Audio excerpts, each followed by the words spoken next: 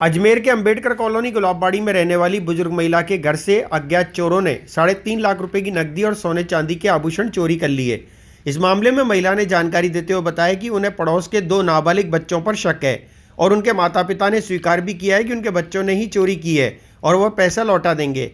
पैसा वापस नहीं लौटाने पर महिला ने अलवरगेट थाने में चोरी की शिकायत दर्ज कराई।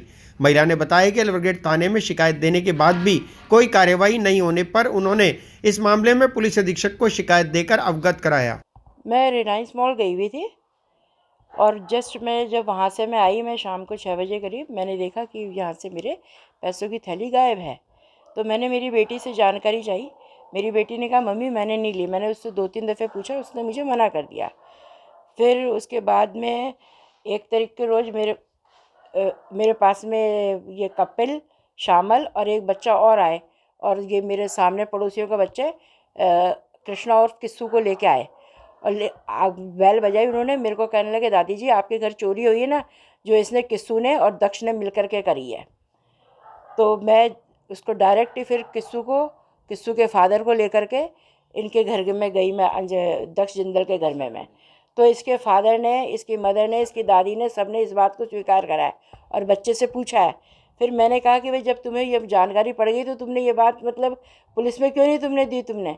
तो बोला कि हमने उस पैसों को दुकान में ले जाके रख रखा है। इसके फादर ने मुझे कहा मैंने इस पैसे को दुकान में ले जाके रख रखा है और मेरे को तो इसने 16,000 रुपये ही दिए हैं ला करके। आप चाहो तो अभी चल करके मैं आपको दे सकता हूँ, लेकिन मैंने उसको लेने से मना कर दिया। फिर सुबह इसकी बुआ अन्नू, फूफा कमल, इसके पिता राजेंद्र जिंदल, इसकी मदर सुनीता, अंश जिंदल और बुआ का लड़का नन्नू दक्ष जिंदल को लेकर के मेरे पास में आए सुबह 6 बजे। आके कहते हैं कि ना मतलब ये तो हमें कुछ बता नहीं रहा है। तो मैंने उससे पूछा, उसने साफ मतलब ये उसके मदर फादर तो बिल्कुल उसको बच्चे को पूछ रहे थे कि भाई पैसा कहाँ पर है, अभी तो बता दे तू। फिर कहने लगे कि ना आप पुलिस में मत जाना, नहीं तो मैं आत्महत्या कर लूँगा भाभी जी मैं।